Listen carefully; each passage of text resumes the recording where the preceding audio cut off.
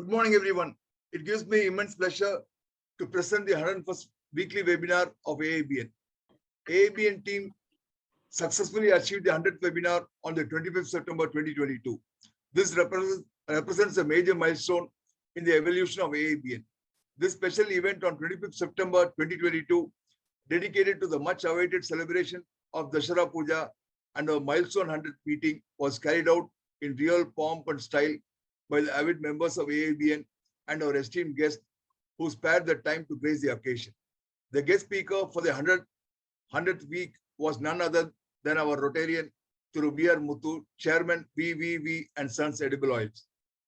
We are now moving forward with optimism and an enhanced vision to create extraordinary value for entrepreneurs through enduring experiences for our guests, partners, and alumni, supported by our values of integrity, agility, efficiency, collaboration, sustainable development, and respect for entrepreneur community. On behalf of my colleagues on the core committee, I extend my sincere gratitude for the continued support of all the stakeholders. Our immediate priority is for this disparate group of people to work in sync to overcome challenges and draw new pathways for the future of this wonderful business community. It's critical that the work we do, besides benefiting the group, also finds resonance in the larger business community outside. We hope to see the participation of many more entrepreneurs, particularly more youngsters, who might be able to add a fresh dimension to our goals. This is a forum wherein fresh interface leads to new hopes for the future. This brings me to the buzzword fresh. It's been a recurring word in my introduction. It has also been a freshly expanded group of professionals with fresh goals. No wonder we also got an awesome speaker with fresh perspectives on the confident entrepreneur creating success despite doubts and fears to address us. Let us extend a very warm welcome to our eminent guest speaker, Ms. Chimmu Kutty, confidence multiplier and keynote speaker to this interactive business networking session. Before I go any further, I want you to know that everyone experiences doubt, fear, and uncertainty. Did you think you were the only one? This is another lie that fear will tell you. You are not alone. We all have fear. I have been really thinking about this topic a lot lately, as it has been something that my inner circle has been discussing. I know many of you are struggling with your fears and doubts as it relates to not only your business, but in some cases, your personal lives as well. Fear is a prison that will hold you captive if you don't learn to use it to propel you forward. Competence, more than anything, breeds confidence, so stick to the process of getting better. There's a lot of work involved. It takes years to build the foundation, the skills that you need to become an expert at anything. The number one aspect here is not to fear your fears and doubt, but to accept them and then start to plan how you can take the actions that will help you become strong enough to no longer fear these fears, or to at least have them at a very, very manageable level. The formula for coping with doubt does not change as you get better, because as you improve, you face stiffer resistance. The wonderful news about this is that it means that the level that you are operating at is also higher. So it is proof that you have improved. Doubt and fear happens and gets worse when the mind begins to automatically assume the outcome will probably be negative. The bottom line is to statistically give yourself a fair chance. For a deep dive into today's topic, the confident entrepreneur creating success despite doubts and fears, we have with us Ms. Chimmu Kutty. She will showcase her expertise in the field, but also look at ways to improve our entrepreneur's business and confidence. Before I hand over the floor to her, let me quickly run you through her achievements. Chimmu Kutty is a confident multiplier. She believes having deep confidence and self-belief is crucial to success. Having confidence allows us to develop ourselves, become better leaders, entrepreneurs, and succeed in all walks of life. She was a banker for more than 20 years. Then she changed lanes and became a trainer. The trajectory of her life changed when she had the courage to believe in herself, take action to convert her for speaking and coaching into a profession. This is the message she wants to spread to the world. Believe in yourself and take action despite all these doubts in your head. She works with young professionals, mid-level executives, entrepreneurs, and homemakers. She helps them to take action by empowering their confidence so they can set and achieve life and business goals. Before I wind up, let me once again extend a very warm welcome to all and reiterate that our AABN doors are always open to those who might want to strengthen our work with their suggestions. I also wish to place on record our deep commitment to work tirelessly as a team to carry forward our goals in a constructive, gratifying way. Thank you, and over to you, Chimmu. Thank you so much, Mr. Gopi, and thank you AABN for inviting me here for your 101st meeting today. I'm so honored to be part of this esteemed group here. And I really look forward to knowing all of you better through interaction.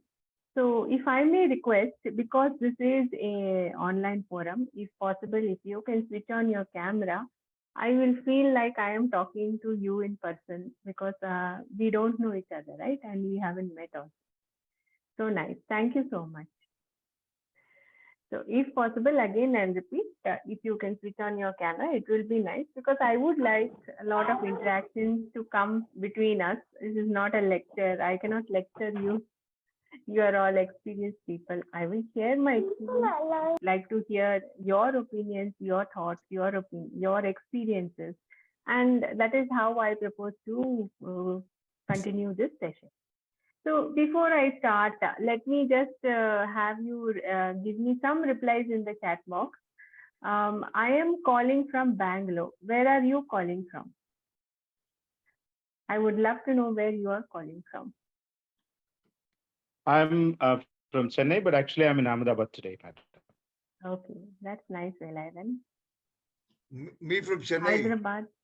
Hyderabad, Chennai, Salem, Thrissur. Wow. Mumbai also. Okay, lovely. If others could also share, I'm just warming you all up, okay? Because as we go forward, I want more participation from you. So this is a warm-up. Yes, Chennai. Everyone, please share where you're calling from. Pondicherry, lovely. Hyderabad, okay. Pune, Rani. I'm from Melbourne, Australia. Lovely. So you are ahead of us, right? Yes, for 4:20 now. Yeah, PM. 4:20 AM. PM. PM. Oh, nice. Coimbatore, Singapore. Wow, super. So nice to see such a diverse group here today, and I look forward to the interactions with all of you. So let me go to the next question. Yeah, I know it seems like a question answer session, but it will get better. So please give me in the chat box, how many of you have been employed and for how many number of years? So if you've been employed, right? Yes. And the number of years you were an employee before you became an entrepreneur. Just to get a demographic of the audience here, so that I can, give my talk accordingly, which will benefit the maximum number of you. 15 years. Yes. How many years were you an employee? If you were an employee before, 20. Lenin is from Coimbatore, Balaji from Chennai, 6 years, 36 years, wonderful, and now starting entrepreneur journey. 11, okay. Anyone else who are an employee before becoming an entrepreneur, please share your number of years of being an employee, so I get an idea. Because being an employee also is a mindset challenge. 14 years, 11 years, 20 years, yes. Even I am 20 years employee, 0 years. Okay, straight away I jumped into entrepreneurship. Very nice. So that you don't have employee mindset to overcome. Okay, so now how many of you are solopreneurs? Please give me a yes if you are a solopreneur. If you are not a solopreneur, please wait for the next question. Okay, Gopi. Solopreneur means you are the only person in your business and you do everything. You are the receptionist to the administrator to the CEO. Yeah, Mohan, Ilangovan, yes. Who else is a solopreneur in their business? Balamurkan. Okay, nice to put faces to names so I know. Yeah, so if you are not a solopreneur, how many employees do you have on your team? Please share that. Just give me the number of employees, so I'll know the size of your business, basically. So if you're a solopreneur, you will have different challenges. If you have few employees, you will have a different set of challenges. Yes, Balamurugan has 5. 40 employees, 17, wonderful. Anyone else has got 4, Vishwanath, okay, good. 60, okay, you 35, 400 employees before I retired, wow, okay. Babu Gopinath has 21, Yuvraj has 36. Okay, so what I'm seeing here is a good mix of solopreneurs, entrepreneurs, employees, those with few employees, those with none, and those with many. Okay, wonderful. So now I have an idea of the demographic of the audience. So now today's topic is called Confident Entrepreneur, Creating Success Despite Doubts and Fears. So why this kind of a topic? You can ask me. You're all entrepreneurs, and being an entrepreneur itself requires a lot of confidence and self-belief to set off on the journey. It's not for everyone, right? So let me also ask you in return, how many of you in your business journey have felt some fear or doubt at any point of time? Give me a yes if you have in the chat box. In your business journey, you are confident, you have started a business, you have product, you're dealing with people, but have you at any point of time felt some kind of doubt, some fear, some hesitation? Give me a yes if you have.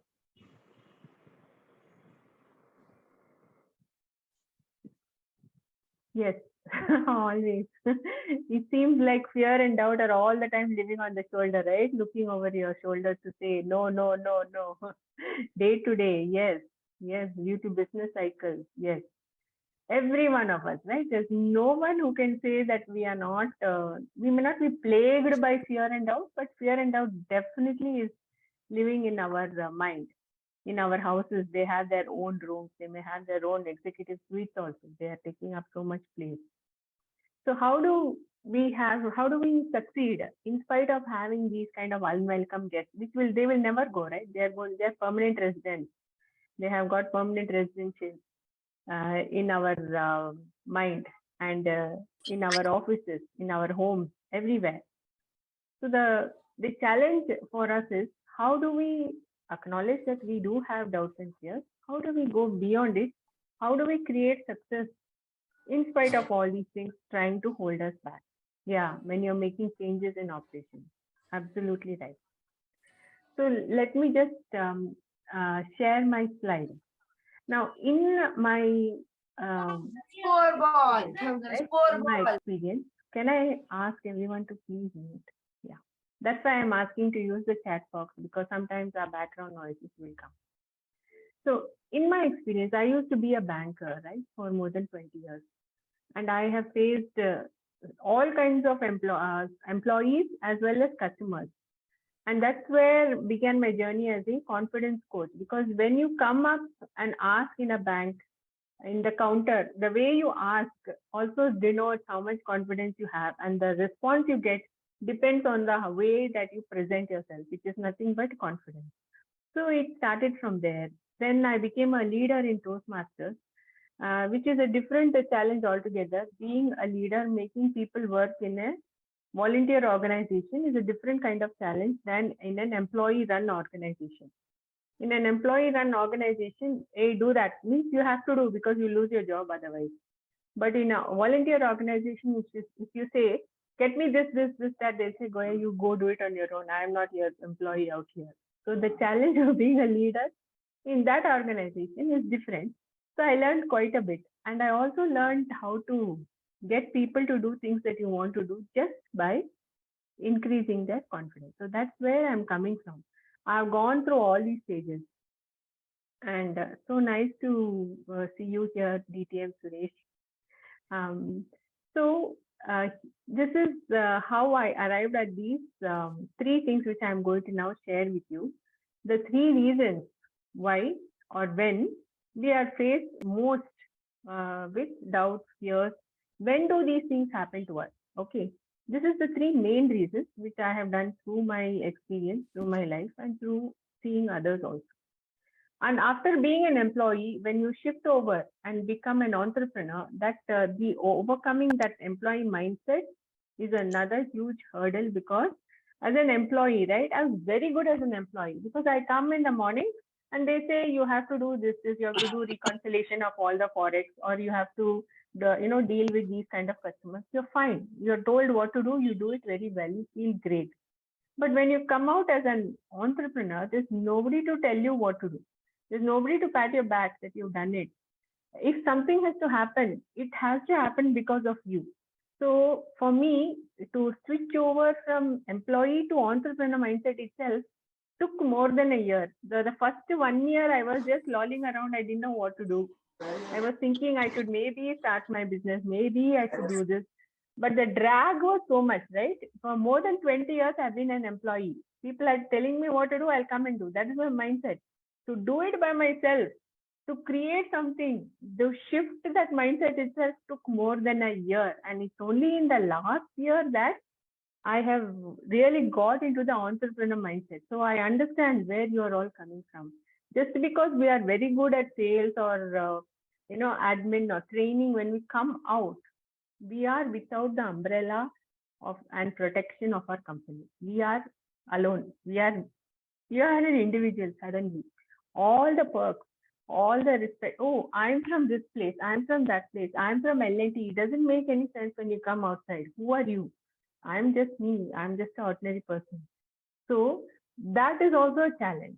How do you overcome that employee mindset, come to an entrepreneur mindset? Because as soon as you become an entrepreneur, all the umbrella, the protection, the all the other extras that you are getting, even you don't even need a calling card. Your company name itself is a calling card. It opens doors for you. But without all those protection, how do you succeed? So that is also a challenge to overcome that mentality of employee, create an entrepreneur mindset and do things. So there are three main reasons which I have found that fear and doubt holds us back. So the first reason is change or the prospect of change. What is it for an entrepreneur? An entrepreneur's life or a business person's life is always in change. Business can never be static, right? You can't say my car of 20 years ago is good for me and it's still working. Business does not work like that. If you are in the same place as you were even 5 years ago, you are not moving. You are stopped. So you have to always be in a flux. You have to think of the next launch, the next product, the next line, the next challenge. When COVID came, many of us had to rethink how we ran our business. So change or the prospect of change also brings on low confidence in us. Why? Because we are all afraid of change. It's not that I thrive on challenges, so that means I am okay. No, internally we are built like that. Our human system is built like that. When change happens or something is going to, even when you are driving a car, when suddenly you put on the brake for some reason, your whole system is shaken because it got ready for fight or flight. So many things happen in that microsecond. So change is one of the reasons that bring on our low confidence or doubts and all these things. We start second guessing ourselves. The second reason that we face most in our life, which brings on our self-doubt and makes us not move forward, is risk of losing faith. This is so important, especially as I see that there are so many senior people here. You would have worked for 20 years, 25 years, 30 years. You would have been in senior positions. You would have got such a lot of respect from everybody because of your seniority and your service and your position and your company. Then you step out and you become an individual. What happens when you come out? The same case happens to people who quit the service, ex-servicemen. They find it very difficult to adjust to civilian life. Why? Because in civilian life, we don't revere or respect the position or your age.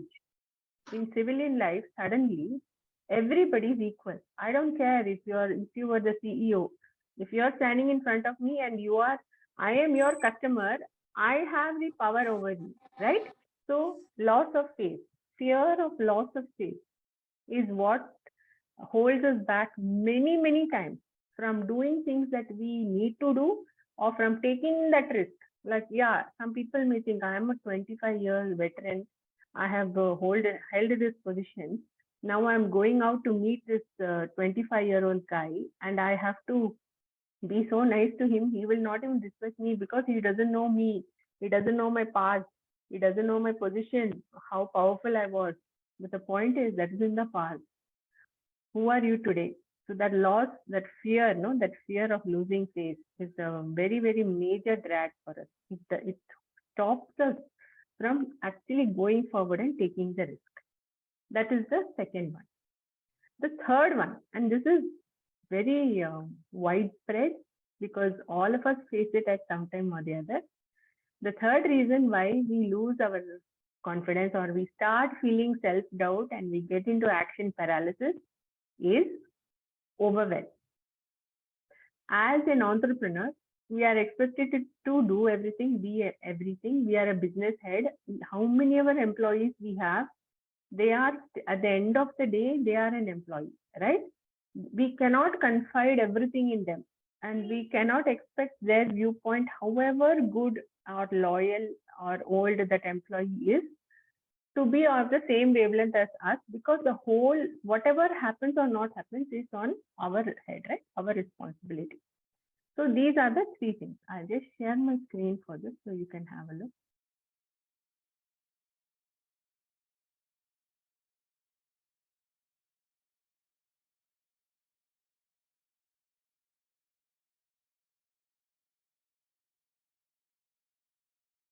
So the three main reasons are very simple, and this is what holds us back every time we want to do something. These are the main reasons: the change or the prospect of change, fear of loss of face, and the feeling of overwhelm. So now I want to ask you, can you share any experience where you felt a self-doubt at this time, at any of these three times in your life, which will happen quite often, right? In a business, no business is going to stay the same. There will always be something changing. So can anyone share? You can unmute and say. Yes. Exactly before the pandemic. Yeah, before that, can I ask, is it possible to switch on your video? Sorry, unfortunately, I could not Okay, no issue. at the same Tell time. me. Yeah, I'm Suresh from Hyderabad. When I started this entrepreneur journey, of course, in a very professional way, exactly we kept the time limit of 1 year or 2 months for come to in a profit zone. But unfortunately, the pandemic occurs. That is the risk we haven't imagined. Okay, then I have so many fears, of course. Yeah. Even though I am a matured person also at this juncture, that is the financial related trust factor. Okay, because I need to keep the financial trust as well. Okay, so what I did, we kept the pause for that business. Okay, for that introspection, for that overcome, I took really almost 2 years during this COVID period, availed in a different way. But the thing is, it is not that much easy. But now I am a very matured state since the COVID period that I can able to. Thank you so much for sharing. Anyone else would like to share at any when these three things happened to you? What did you feel, or how did it happen? Change, fear of loss of face, or overwhelm? Anyone else would like to share one incident? I'm pretty sure that you have all faced this because we have just come through COVID. But what is that point? Anyone? Can I say something? Yeah, sure. Growth, really, I mean, there's a constraint on my capacity, and I'm getting overwhelmed. I mean, which direction I have to grow? and it's overwhelming. And we have we've been losing some senior people due to resignation, and also and other natural causes. So it's very overwhelming actually, and you don't know which direction. So follow the principle of Saranagati. Okay, we'll do our best and leave the rest to God. Yes, yes, correct. Thank you so much for sharing. In fact, that is one of the challenges that we face as a small business, losing key employees who have learned everything. And as we grow, we actually give them more work and we don't involve in that because we want to look at growing the business. When that person leaves, we are handicapped because we have not learned that part of the work. So now I want us to do a small exercise because this is, like I said, it's not like a theory session. Now I want you to think of one challenge that you are facing right now. And I need you to share that one challenge. You can share it in the chat box or you can share it by your voice, audio, no problem. One challenge that you faced, okay, that you faced earlier. So I gave one example, key employee leaving a small business, where you're literally handicapped because you don't know how to go forward. Another challenge which just Vishwanath just shared is you need to grow. You know that you have to grow, but you don't know which path to take. Everything seems very risky. Okay, that is two challenges. Can anyone share the other challenges? Each one needs to have one challenge for this exercise because we are going to work through it. I'm going to give you the strategy on how to use it so that everybody, you can use it all and all, but you need to do it for your industry, your business. Okay. So I have here from Milangovan, it is overcome the industry dynamic changes. Be more specific of your challenge because you are going to find a solution right now through this process. Okay. Financial support. Okay. What else? Give me a specific challenge that you faced or are facing. You don't have to tell us what it is. It doesn't matter. You are going to find a solution now, and I'm going to give you the strategy to find it for any kind of challenge that you're facing. Yes. Can anyone else share the challenge? You can put it in the chat box. Scaling up. All right. That is also very much a challenge. Every small thing is a challenge because you don't know how it's going to turn out, right? You've never done it before. Key employee becomes competitor. Oh, yes. Oh, yes. Very much happens. You trust them so much and they help you build a business, and next thing you know, they are competing against one. It happens quite often. Yes. What else? Any other? Shifting to a niche market. Yes, very, very risky. You don't know whether it's going to get enough traction or not. Okay, very good. Anyone else? Anyone else would like to share a challenge? Because we are going to work through the 5-point strategy which I promised, and we are going to do your challenge. Rather, you will do your challenge and you will find the solution. Okay, so oil prices going up and down, connected activities, slow down or pick up. Okay, that is related to economic ups and downs. Okay, skilled resources, being cheated. Okay, that's also a very real challenge by your own business partners and co-founders. Handling employees, yes, because they need to be employees, but you also need to trust them and they need to do more. Okay, innovation and new technology, identify a new product. All right, nice. Can I have others also responding? Others who would like to share what they are going through or they have gone through. Skill set. Okay, we are going to work on it right now. Okay, so now you select which is the most pressing challenge that you are facing. Now we are going to go through a 5-step strategy to work out any kind of challenges which you face. So you now select your most pressing challenge.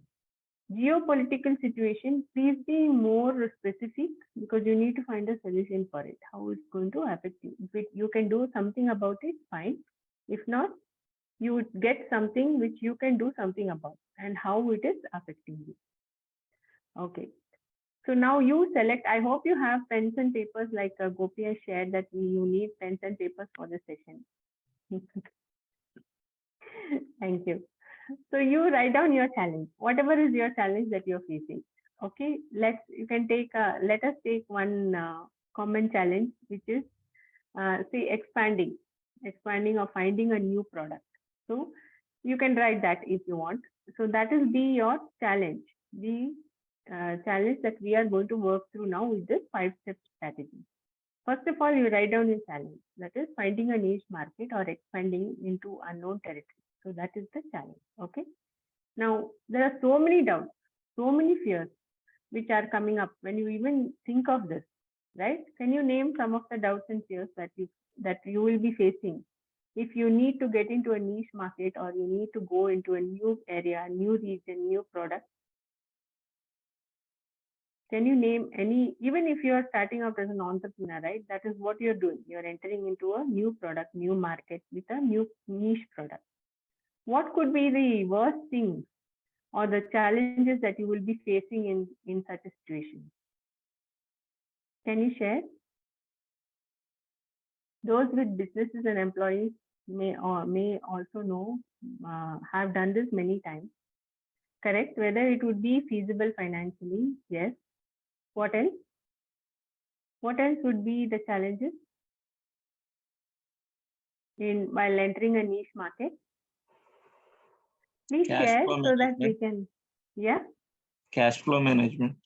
Cash flow management, low price product, okay. Placing the product in the market, okay. How to market, exactly. How to find the customer, the target customer, right? You had Vinay last month, right? Speaking all about sales and targeting the customer and fandom and all that, right? All this you have to think about while entering a new market. So these are your challenges, right? So many things you have to think of.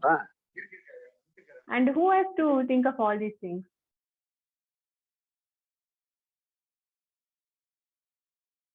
Is it your marketing head? Who's the marketing head in a small business? That's not you, right? So you have to think of all these things. As an entrepreneur, yes, you have to think of everything. But then when you start thinking, what happens? No, lot of fears come up. How? First of all, is that niche right for me? Is that product which I want to launch right now? Is it correct for me?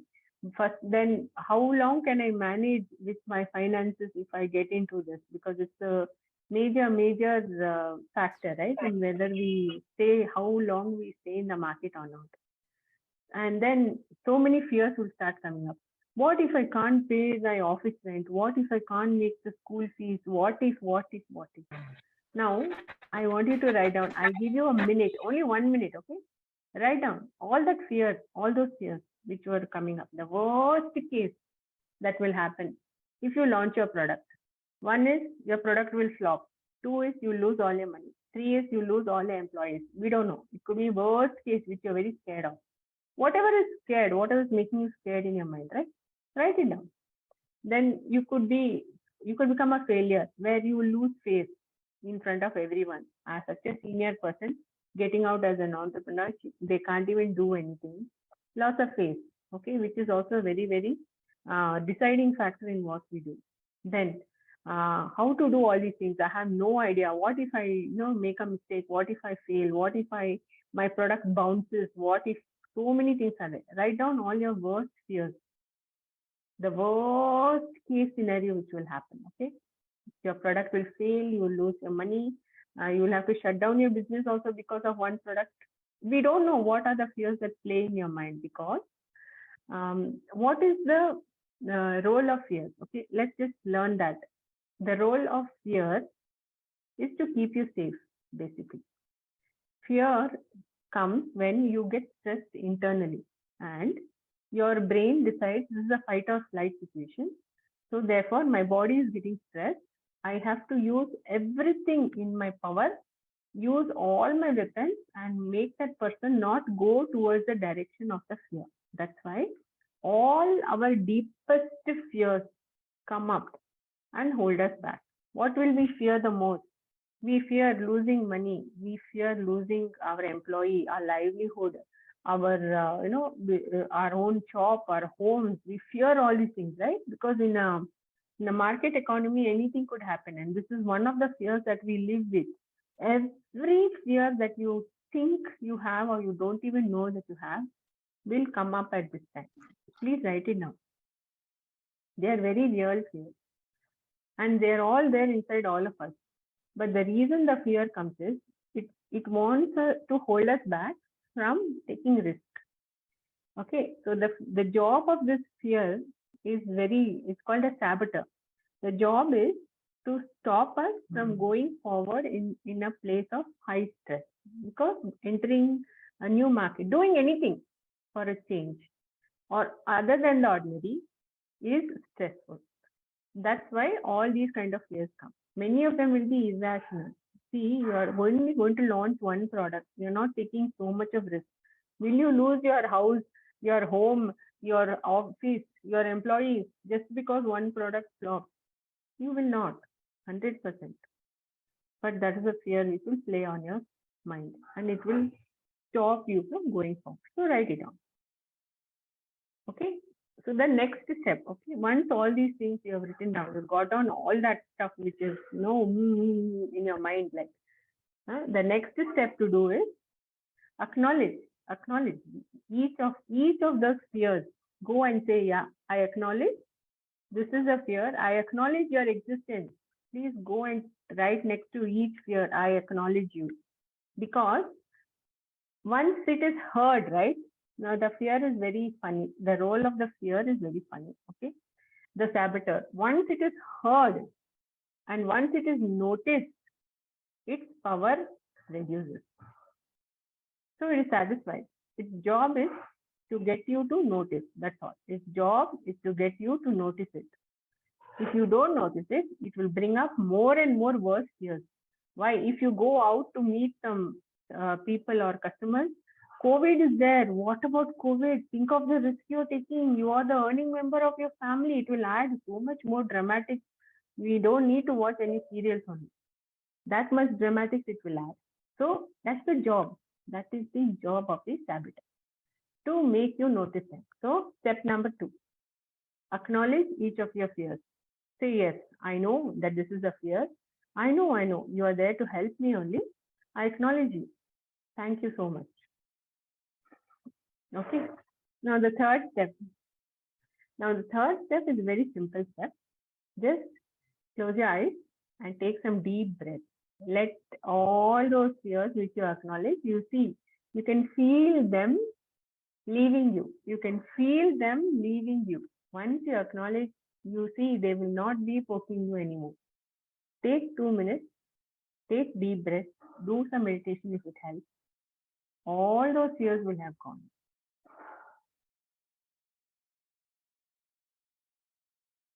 And you will find a very new thing happening in your brain. What is it? Your brain will be free now, free of all that kachada. And it will be ready to think in the next step. Now, this next step, which we are going to do now, step number 4, is very, very, very creative. Okay. Now, I want you to find a solution, a very, very, very creative solution for each of your fears. Okay. So now your first fear is, my product will flop. Okay. Now, how will you find a solution for it? You write down the opposite. My product will be so good, it will become viral. Be careful, write all the positive things, because it is so powerful that once you have acknowledged your fears, right, your subconscious is ready and open to making whatever you say now come true. That's why say whatever you want, even if it seems impossible. So last year I said I want to be a speaker. It seemed like, what is this? What am I talking about? But this year I am speaking. So be very careful. Write what you want to happen. In the ultimate, even you may not have imagined, I am going to release a book soon. Again, 1.5 years ago, I just put casually on my Instagram description that I am a soon-to-be author. Now I'm having one book in the publishing with the publishers. My second book is almost ready.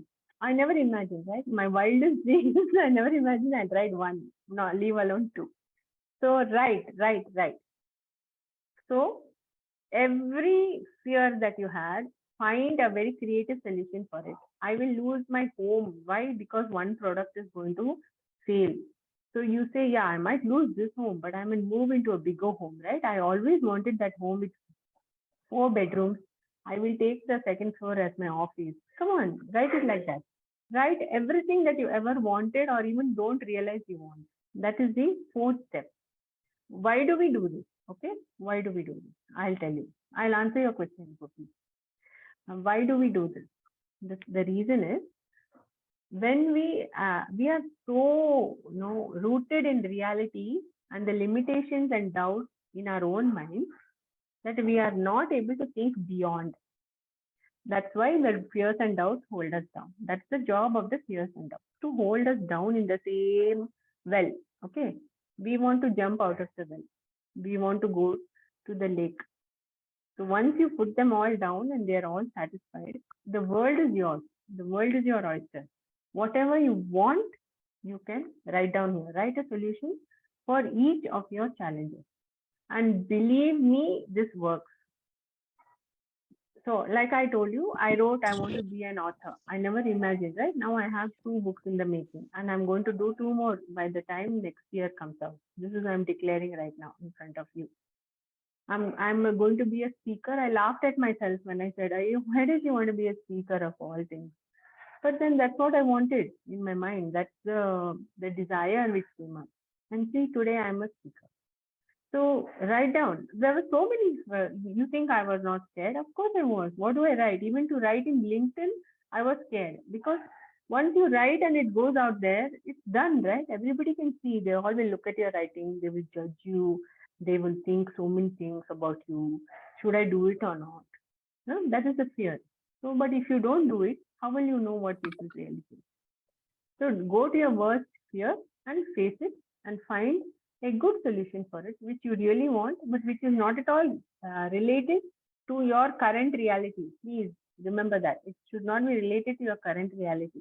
If your current reality is, I'm not getting enough sales, how can I even think of moving to a bigger house? It's not going to happen.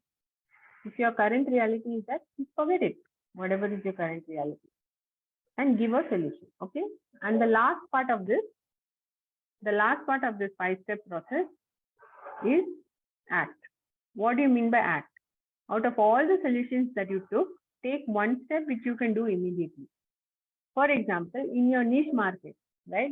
You're afraid that it will fail. What is the one step that you can do right away? You can research, isn't it? You can research. You can look at. You can talk to people. You can see if there is a similar product in the market. You can do anything, something, one thing now. So that is the 5th step. To act. To act. So this is a 5-step strategy. I will share it with you.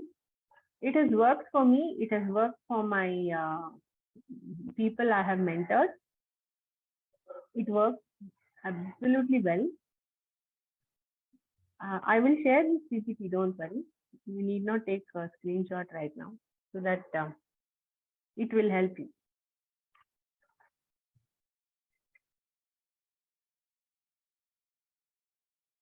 So this is the first step.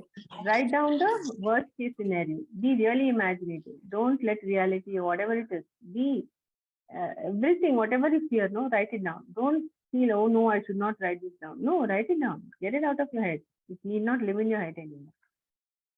Then you acknowledge, yeah, the fear, you are very real for me. I acknowledge you. The minute you do that, it leaves you. And then you are able to actually calm your mind and make it ready to give you solutions.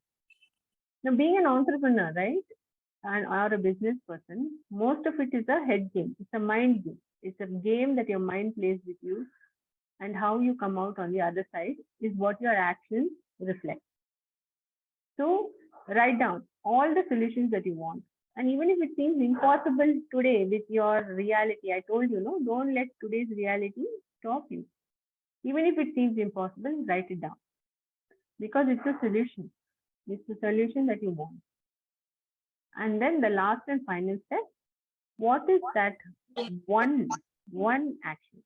that you can take immediately. Why do we do this? Because if we don't take action, we are going to again slide back into the same cycle. So if you have any questions about this, I'll take it at the end.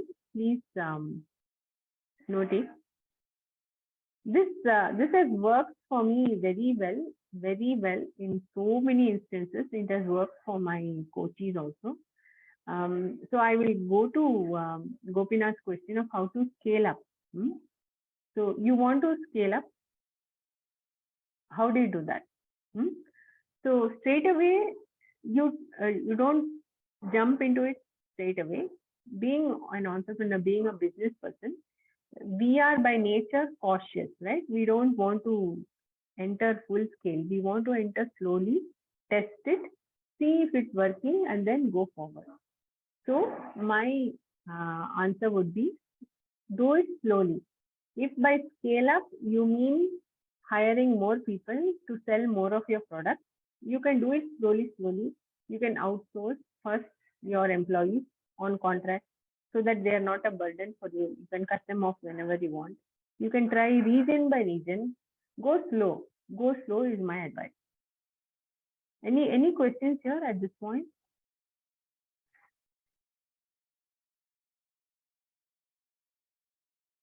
Have any of you tried out anything similar to this? Can you please share in the chat box?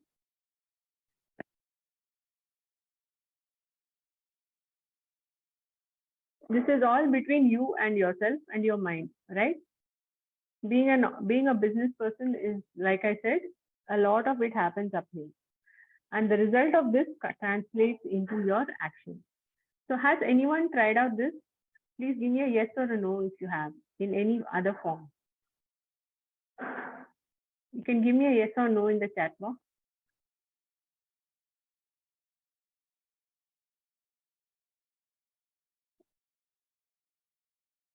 Yes, incremental market development works well.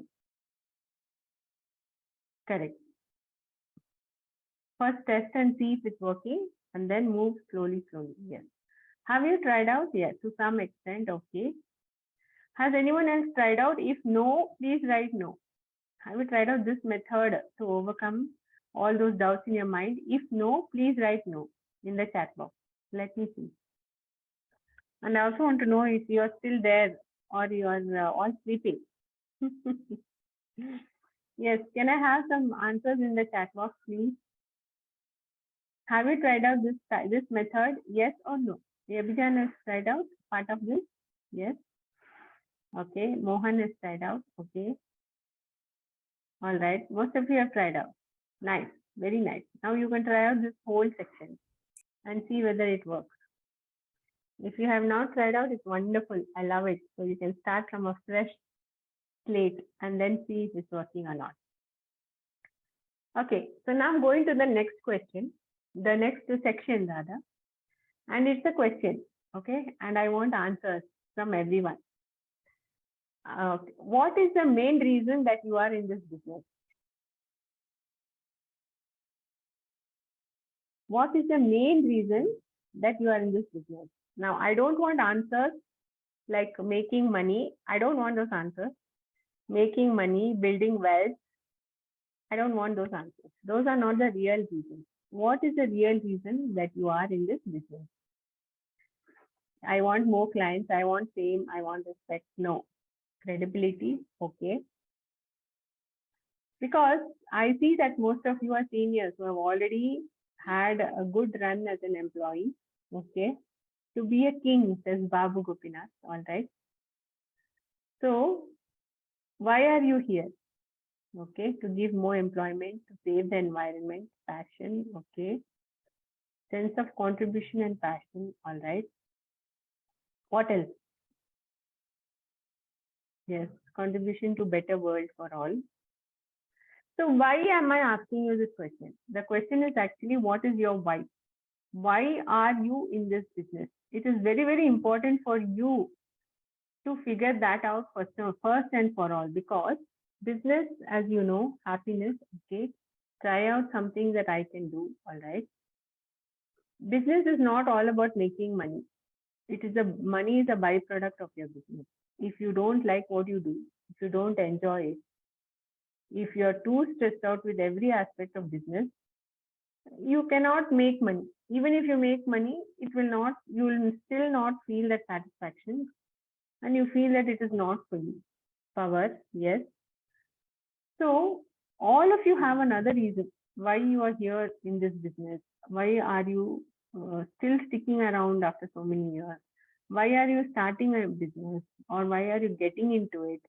It is not money. Money is a byproduct. So be clear what you want to do, or why you are doing what you want to do. So let me just share this.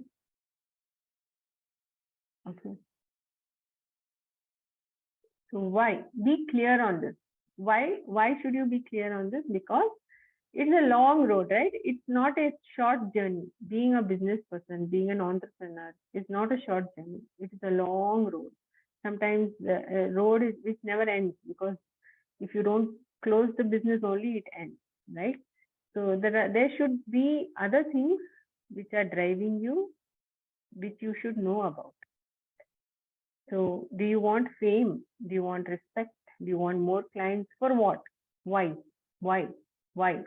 So my suggestion would be, keep asking yourself why.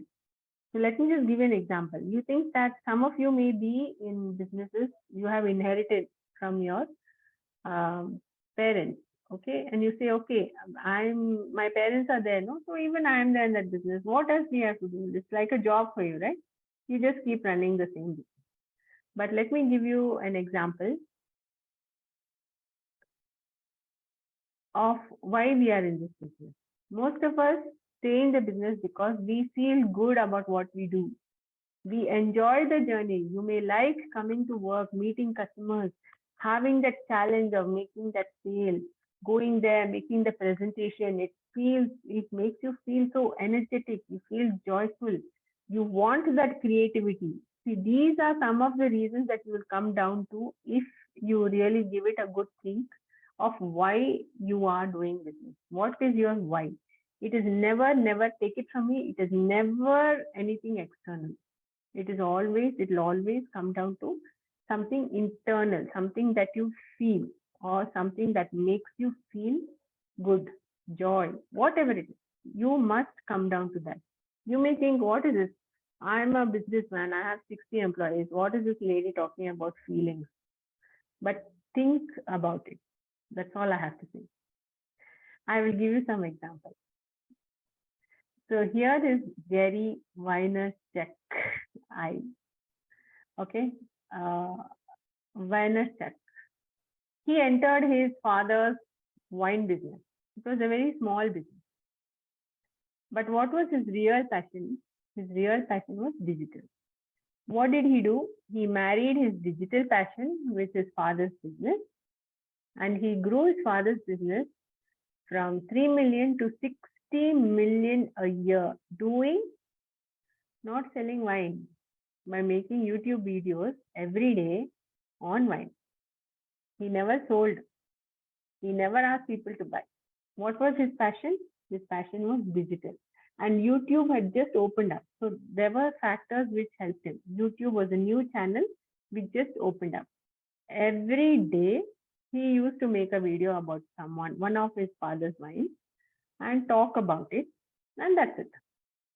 So just through that, he was able to grow his family's business from 3 million to 60 million a year. And finally, he actually went to do what he really wanted to do, which was digital. And he started a digital ad agency. The wine business continued. So you may think, no, it's not for me. I don't want to do what is all this feelings and all. But think about it. How many of you are doing what you really, really want to do? Okay. And okay, in his case, he continued his family's business. Let me tell you the story of my cousin. My cousin's father, right? He came from Kerala and he went to Delhi and he started a garment business in Karol Bagh. Imagine South Indian not knowing any Hindi, going to Delhi 50 years back and starting a garment business for Delhiites who are so fashion forward. But he started it. He had coats. He had a tailor who made suits, coats, sweaters, so many things. It became very, very famous. It became a landmark shop in Karol Bagh. Then he had only one son. So that son was naturally expected to take over the business, and that he took over. And he actually worked in that business for quite a number of years. They had many employees. I think they had 25 or 30 employees. The store was 2 floors, and the third floor was his office.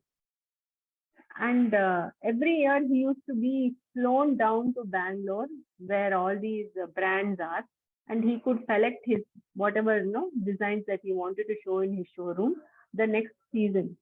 So his shop was doing good. He had the tailor. The tailor was there for many years. People were loyal customers. They used to come do their suits, everything.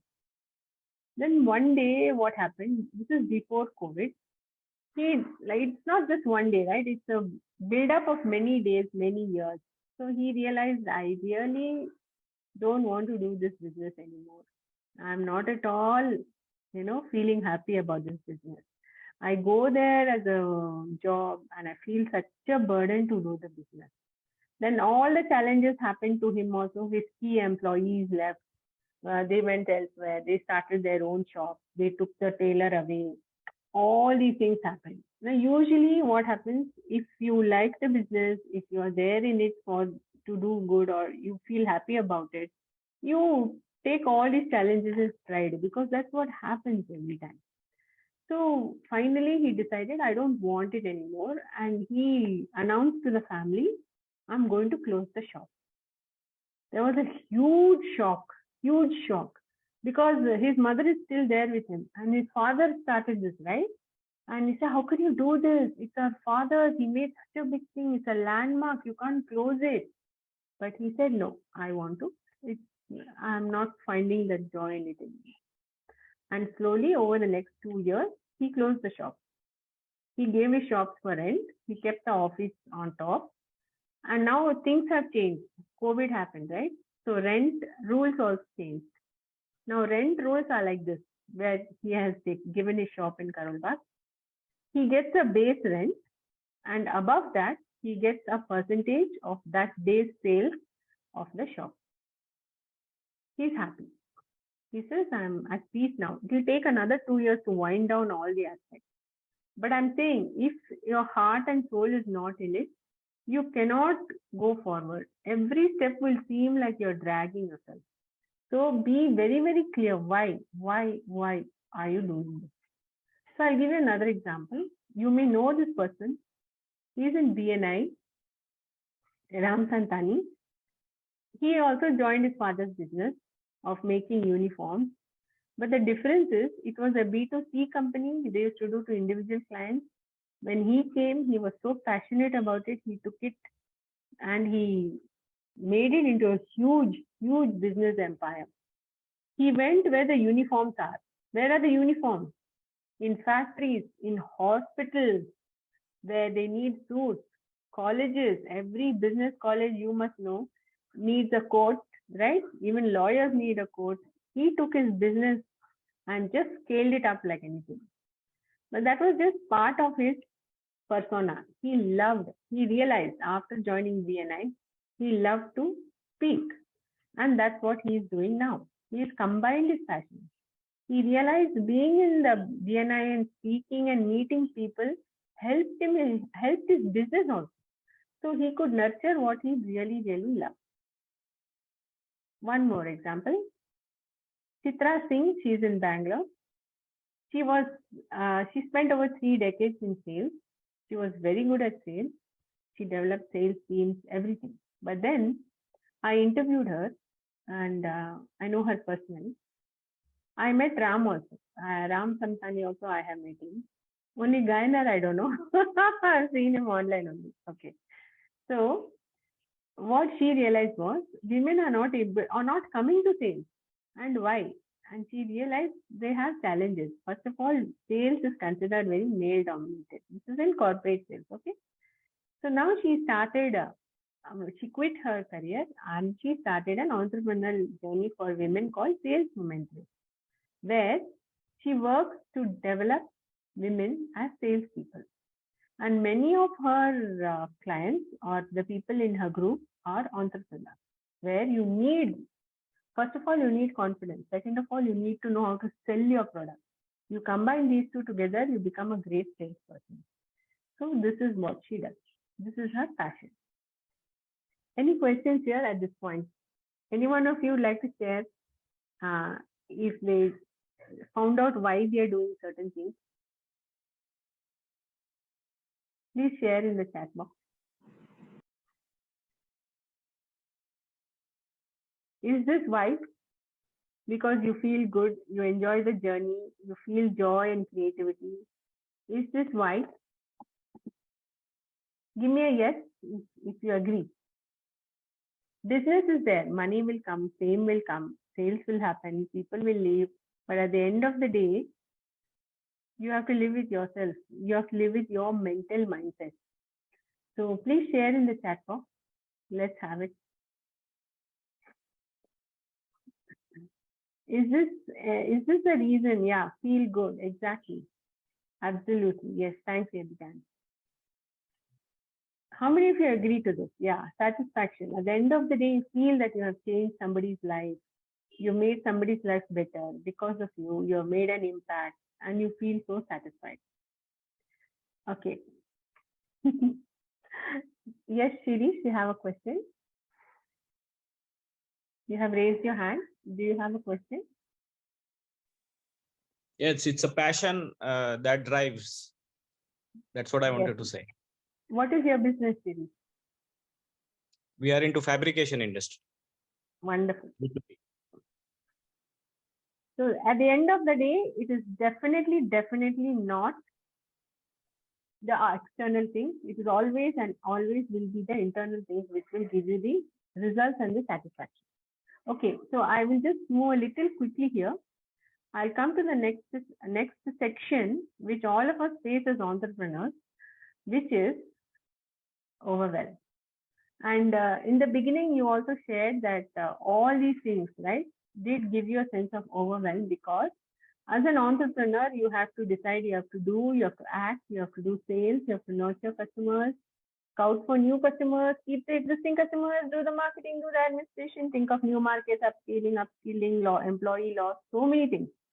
And the onus is with you, right? The road ends there. There's no further. You cannot consult anybody.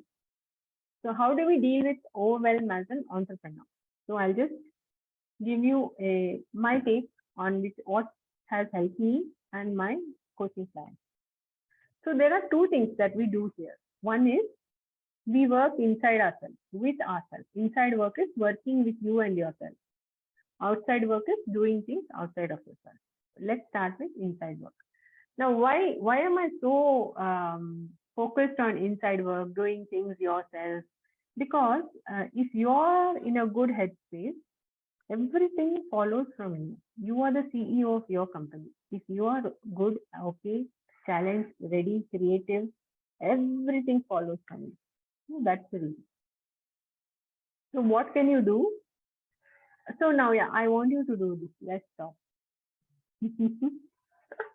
Okay, so I'll give you 2 minutes only 2 minutes. Okay, all of us, please write down this and let's do it in the spirit of sportsmanship here. I want all of you to do. Now, even as ordinary human beings, we keep so many things in our minds, right? I need to call the electrician, pay this bill, fix that appointment. Now, write down. I'll give you 2 minutes. Write down everything that you're keeping in your head. Everything.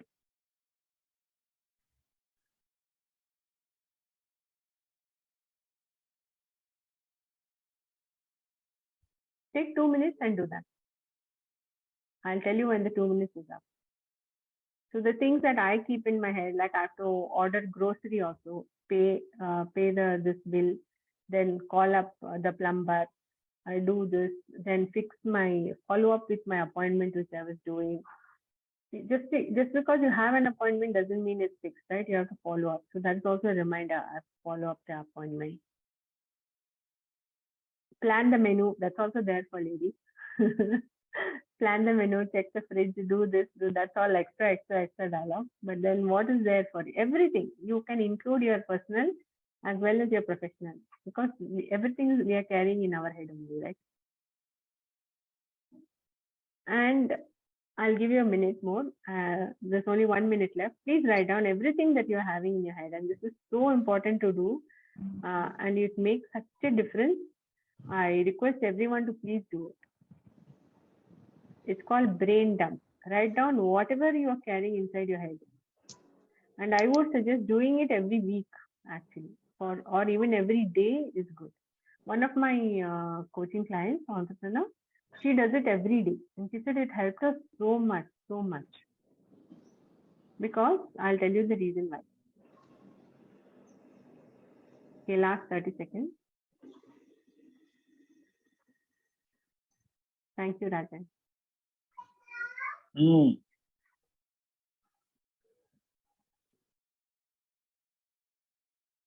Okay. How many did you get? Yes.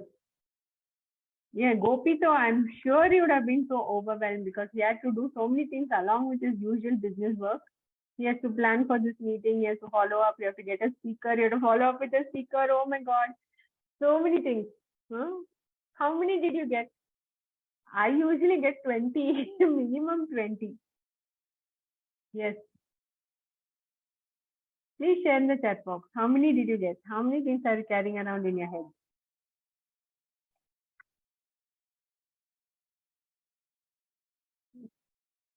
You can stop writing now. I know once you start writing, it's difficult to stop. Yeah, so please share. Let's have it 9, okay? Balaji says 9. Anyone else? How many did you get? How many things are you carrying around in your head? And I'm pretty sure it's much more than 9. It may be 29 if you sit down and give yourself more time to write. Yes? All of us are carrying around lots and lots of stuff. Why? Yes. Thank you, Sri Kumar. So the thing is that when we carry all these things around, right, it clutters our head. We cannot think. Our head is not to carry around our reminders.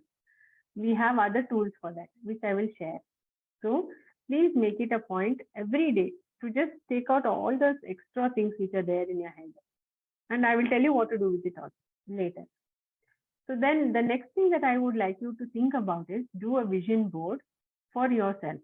Now, you are not your company, you are not your family, you are everybody combined. So in your vision board, right? Make it a point once in 6 months at least. Be clear, put pictures, write down. Why pictures? Pictures are very, very, very powerful. They actually cause the universe to make things happen and come true for you. So make a vision board once every 6 months. Balance out your work life and your personal life. Put down whatever it is that you want to happen, and you will see that it happens. I've been using vision boards for so many years now, more than 20 years. And I can tell you that, and I have a course also on vision boards. So the amount of things that come true are enormous. Phenomenally, they come true. So please use the vision board. And the last thing is deep thinking. There is a book called Deep Focus. I would like you to read it. I forgot the author suddenly. He writes about how in today's world, right, we are not able to take the time to think deep. Also, as a business person and an entrepreneur, we are so caught up in the web of day-to-day activities, we can't even think beyond. So it becomes very, very important for you. Take at least 1 hour out every week to leave this day-to-day, go above, look long-term. Take the helicopter view of your business. Take the helicopter view of your business. See where is it going? How is it placed with other businesses? Where do you want it to go? How to go there? Deep thinking is very, very essential as a business person and an entrepreneur. So the next part that we need to do is outside work, which is you in relation to other things. So most entrepreneurs, they usually prefer to work with a business coach. Now, why? As an entrepreneur, right? You and as a business person, you can't really confide in anybody. You can't confide in your employee. You can't confide or talk about your real problems with your family, they may not connect because they are your problems, your business. Who do you talk to? Who do you bounce ideas off? That's where a business coach comes into play. The next idea which I want you to seriously consider and which has been a success the world over is a mastermind. To have a mastermind of your own. What do you mean by that? Okay. What do I mean by having a mastermind? That is, have 5 to 7 people, not more than that, of similar businesses and of a mix. Some people are new, some people are experienced. Come together as a group, and each week, right, you share your problem, you get a solution from the group, from their collective experience. You make a commitment that you are going to do one action, and next week when you come back, you should have done that action. You don't need any money investment for this, only time, which is very, very important. And it's like a BNI, right? You go there, you share, you want to get some referrals. Like that, if you invest even half the time in a mastermind group, it is going to help you 100-fold. So please consider that also as one thing which can help you in your business journey. And the next are tools. Now, what do I mean by tools? Now, the calendar is your friend. Just now you told me, no, I have to do this. Take it out of your mind, put it in your calendar. It is not supposed to live in your mind. Your mind gets cluttered with 101 unnecessary things, which can as well live in your calendar.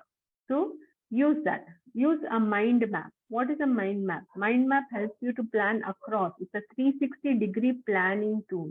Please use it. It has been used very successfully across businesses. In fact, Tony Muzan, who invented the mind map, they do it a lot for businesses and corporates and everything. So mind map, you must be knowing about, very flexible. Then they use processes in your business to take away all the stuff which is there in your brain. Why am I telling this so many times? Because your brain should be freed to help you to think clearly. If you're not able to think, you cannot progress, you cannot upscale, you cannot do everything that you want to do. All these doubts and fears and everything will start clouding your brain instead. So there is a process called GTD, which is called Getting Things Done, which was started by David Allen, actually more than 20 years back. It's a book, and he has successfully implemented it in so many corporates over the years. Please have a look into that. It might help you. Okay, so now I have spoken so much. I have overwhelmed you, right? I'm now going to conclude. Enough. So let me talk about the journey of the entrepreneur. What happens? First, we are challenged by our doubts and fears, which we allow to live in our mind and which holds us back from true success. And the reason that these doubts and fears come are threefold. When there is a prospect of change, when there is a risk of losing faith, and for overwhelm. When we face overwhelm, which does happen in a business life, it does happen. There are too many pressures on one person. So then I shared with you the 5-step strategy on how to actually attack these doubts and fears and get rid of them and overcome them and start acting. The final thing is to act. If you don't act, you're going to be stuck in action paralysis. And then we went over why. What is your why? Why do you do what you do? If you're clear on that, right? So many decisions will be just automatic for you. And the last is I shared some tools, internal tools and external tools. External tools like having a business coach mastermind, do brain dump, and have deep thinking sessions with yourself every week. So now we come to the question answer.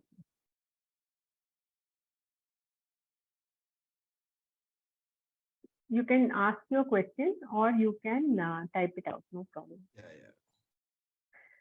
Thank you. Yes, For the outset. Babu Gopinath. Yeah. Babu, go on.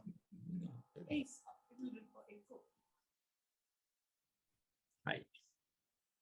Can you unmute and ask? Yeah, please. Yes, please. sure. Please. I'm actually 62 and actually started my entrepreneurial journey rather late. Actually, if you look at it, I mean, things like desire, why. Actually, there's nothing much else to do. Actually, that is the way I think. I'm not even, I mean, it's like a deja vu situation. Okay, I mean, what else does a person do? And this seems to be the best option. I feel I'm not putting too much of why and things like that into it. But when I look at a lot of my friends who have retired, actually they were smarter and cleverer than me. And when I see them retired, I think I'm doing the best. So the doubts and fears are there, but I mean, there is no other choice. Actually, I don't even have a choice other than doing nothing. So this seems to be the better option. I just want So to. what is your business about? We make underground storage tanks. We make bioseptic tanks. Okay, why did you select that? It kind of got, I mean, that's what I'm saying, not big plan and all that. There's something I know. I tried. That's why I said the more I think about the entrepreneurial journey, it's not a very well planned or something like that. It's something that just happened, doing good. And now we have 60 employees. So what I'm really happy is that I'm able to give livelihood for 60 people. I feel it's a God's plan to put me in that. So now Isn't that amazing? Don't you feel good about it? That's what I'm saying. So that is your why, right? Why are you doing this? You're doing this to keep yourself occupied, right? You don't want to sit simply like your other retired people. And please take it from me, there is no late start in an entrepreneur journey. There is nothing like that. An entrepreneur journey can be started at any point if you're in a career or without a career. And that is the one thing where age has not got any bar. So I think it's really wonderful that you are giving employment to 60 people and you are able to expand up to 60 people. Yeah. So my measurement make you feel good. Yeah, my measurement itself has stopped. It's not about turnover or achievements, but about giving more employment, more and more employment. The more employment you give, automatically the more turnover, everything will fall in place. This I understood at a ripe age of maybe 60, 61. So I'm just I tell you, there is no age in this. Please don't bring age into it. No, everybody talks of turnover. See, any business thing talks of revenue, profit after tax, and all those things. Actually, as I grow older, I think those are irrelevant. If you can make more, you can give the livelihood of more people. I think that is the matrix. I think if every individual thinks it's a responsibility to give livelihood for more people, I think automatically everybody will become an entrepreneur. That's the best charity. That's the best charity one can do. At least I think. It's a wonderful way to think about it, Vishwanath. Wonderful. Because at the baseline, it is never money. It's never money. Have you noticed what I said? Actually, I'm unable to spend money. Actually, as I grow older, I'm actually unable to spend money because your lifestyle doesn't, your ethos, doesn't permit you to spend, even if you make money, because you're brought up in a certain culture. It's very difficult to actually spend money. Thank you for that. Anyone else would like to share? The participants, you may please unmute and ask your questions, sir, please. Sir, which is dump the money on us and we will produce much more charity, create much more charity channel for you. Money is a byproduct, but Vishwanath is asking you to share your money with him. No, I'm planning to multiply his charitable channel. I can make business out of it. I can create much more opportunities and employment opportunity for others. So, what is your take, Velayudan? What is your business? Well, I'm into design, build, operate, and maintain public aquarium, larger aquariums. Wow. I'm part of a company which is based out of New Zealand, and we have been building these aquariums for the last 30 years, over 20 countries. And we have recently built a couple of them in India. One major aquarium is in Ahmedabad, which was inaugurated by the Prime Minister.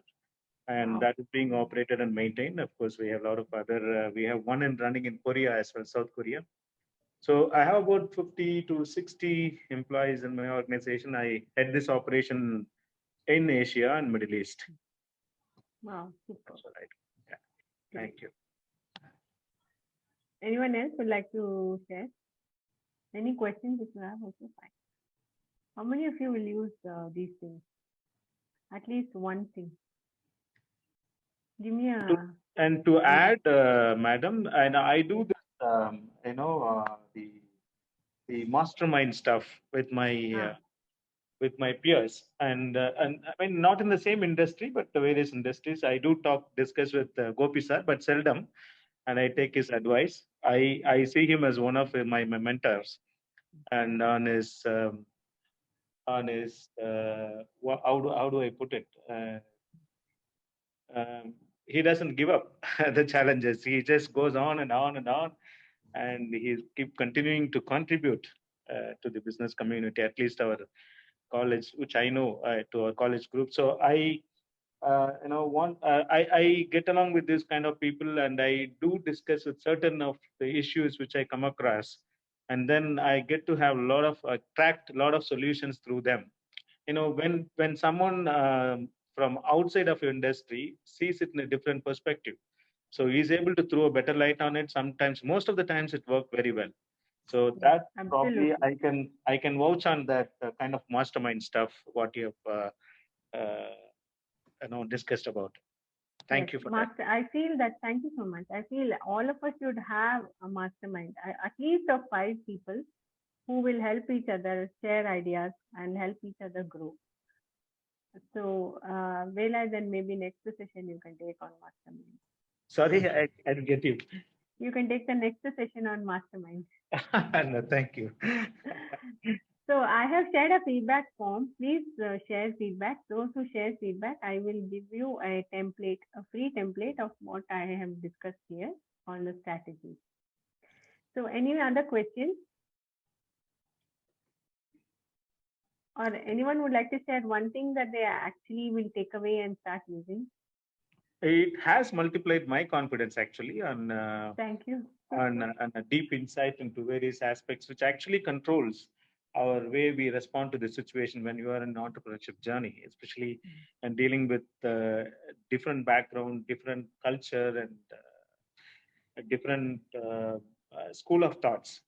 In business, you can see people stereotypes, and you see people come across with a different thought process altogether. You wouldn't have prepared to face those challenges, and then you get into a realization. Yes, this is the environment. How do you respond it? And you and then you suddenly gets into deep thinking. But that's not the right. I feel at that point in time, as a business leader, you got to respond. You cannot take a lot of time to respond. That puts you back emotionally.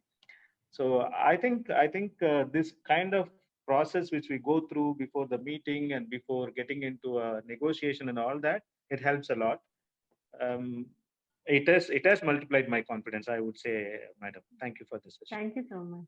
And thank you, Gopi sir, for organizing this. Thanks, As Dylan. usual. Yeah. Can I hear from Suresh your thoughts?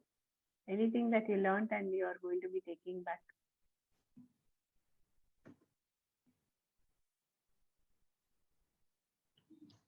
Anyone else would like? Actually, what I'm thinking at this moment, the implementation in which way we should do this exactly, that is one thing. And the second is the financial linkage between this confidence in a because we are doing business is having so many people. Okay, is there something financial linkage seems to be missing? That is my opinion. Maybe these 2 areas still I'm having issue. Anyhow, I just shared in my feedback. Thank you. So, what do you mean by financial? Let me tell you. As a business person and an entrepreneur, whole day, every day, you are making decisions. Okay. The quality of your decision depends on the quality of your mindset at that time. So, if you are making decision from a place of deep confidence, deep self-belief, that will be a good decision. That will affect your finances. Okay. Can I have Ilangovan? Ilangovan, yeah, Ilangovan. Yeah, very good, sir. Thank you very much, Ms. Chimmu Kutty. Really very, very ground level and, practical sharing. Really appreciate your time. Very, very, very useful takeaways, as an entrepreneur. I'm just wondering, in my case, maybe I am, doing that type of steps, maybe 25%. I don't know how others they do. That is one. Another one with this now, new age technology, new age business culture, and technology in use, and the collaboration required, with the various people. How do you think this type of tools? Is it many people using it? Do you feel any difference between traditional business people and these young Gen X people? Do you feel any difference in the way they operate and use such tools? Just as a sharing. Thank you.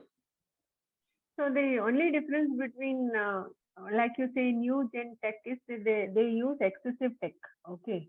But studies have shown, and even doctors do advise, that we need to write every day with a pen. The more older you get, the better it is for you to keep away dementia, to keep your brain active, to use the pen and write, which is very old school, right? Many of us prefer to write with a pen rather than type on a system. So our old school also works very well. We need to use the pen. It will stimulate thinking. It will keep our brain sharp. And moreover, anything which I said, no, mind map, brain dump, all that is writing. You don't have to use a computer for that. The new gen, they don't want to write. They don't want to even pick up a pen to write one message or a note. My daughter will send a WhatsApp message. She will not write. That is the difference. That's all. So more, and being an entrepreneur, let me tell you, however many years you've been in the business, it's a learning curve, because new technologies come up which help make our life better. Maybe there's a new type of a CRM which will help us to track our stuff. So it is always a learning journey that keeps our mind sharp, because we have to keep learning from year to year. For example, when COVID happened, one of my acquaintances, he is a financial planner, and he lost a lot of people investing because they said, no, this is COVID, I may lose my job like that. So what he did a 360-degree turnaround. He called each of his clients and he said, you are working from home now. The money that you save on transport, you put that into an SIP. And they agreed, because they were anyway going to spend that money, and they put. So this is how he kept and sustained his business. So as a business person, you are always having to think on your feet. Technology helps, no doubt about it, makes your life easy. But technology can be learned or it can be outsourced. That is my answer. I hope I've answered your question. Thank you very much. Really appreciate. Thank you. Sanjay? Anyone else? Sanjay?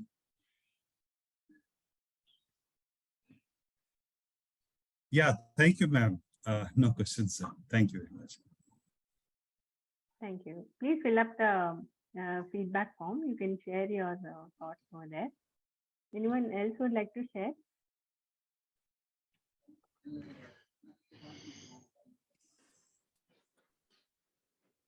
Gopi?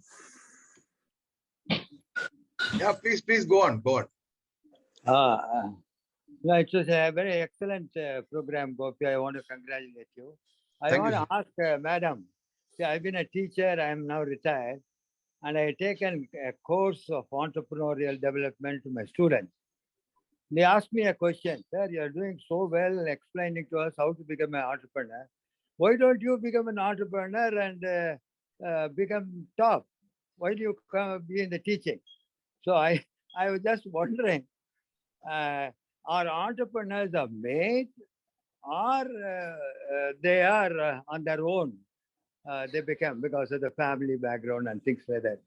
Who acquires all the qualities you mentioned quickly and put it into practice?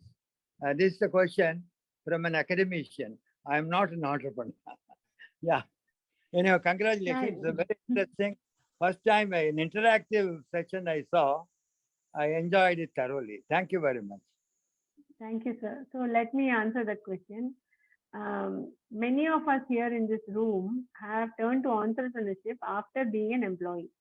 That means there's a level of dissatisfaction in being an employee, or you have retired and you don't know what to do with your life, but you don't want to sit simply like yourself, sir. You don't want to sit simply because your brain becomes silent. So you want to turn your time into money. That is nothing but being an entrepreneur. So you are also an entrepreneur because you are now retired and you are using your knowledge to generate money, which is nothing but being an entrepreneur. Thank you. Thank you.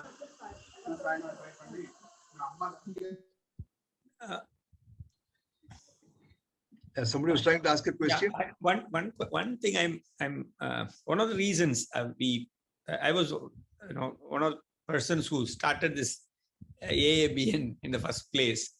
Actually, my idea was to get my friends who at that time will be shortly retiring to get into the entrepreneurial journey. But surprisingly, the AABN is now dominated again by entrepreneurs only. So, whereas the people who are retired are still in their comfort zone. I mean, whatever excuse or reason is that they are not ready to get into entrepreneurship. So, the question Professor asked before, teachers entrepreneur. I think there is something in your DNA. You have to be an entrepreneur. I think so, because in fact. I am ready to share technology. I'm encouraging. I can even help people set up. Set up their own business. I am ready to do that, but not many people have come forward. Actually, that is the reality. Just want to share this. So not many people want to take risk and put themselves at stress, right? So they feel that by not entering, so actually it's a matter of your mindset and opinion. Like sir still feels very nice to take classes because he has got that knowledge. So not many of us want to do that. We feel that we are burnt out in our job. So we want to take life easy. We want to pursue other interests which may not make money, like gardening or whatever.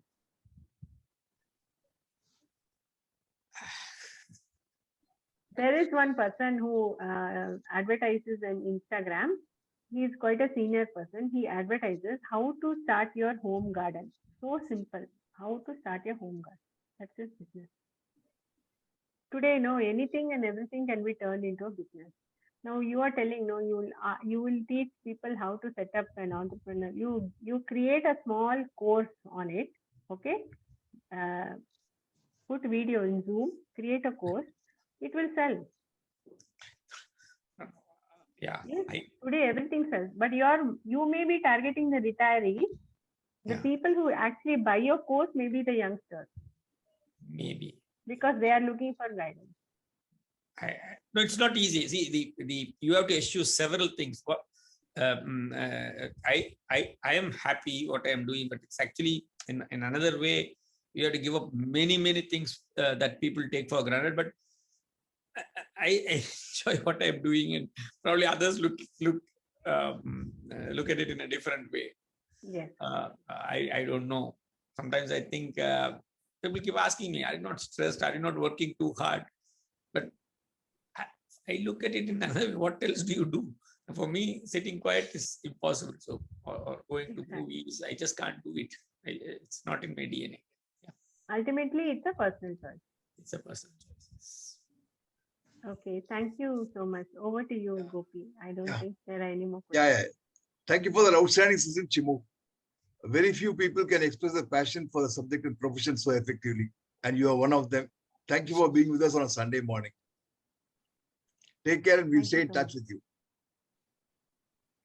Thank you very much. so Chimmu. I Thank you enjoyed. once again. Yeah.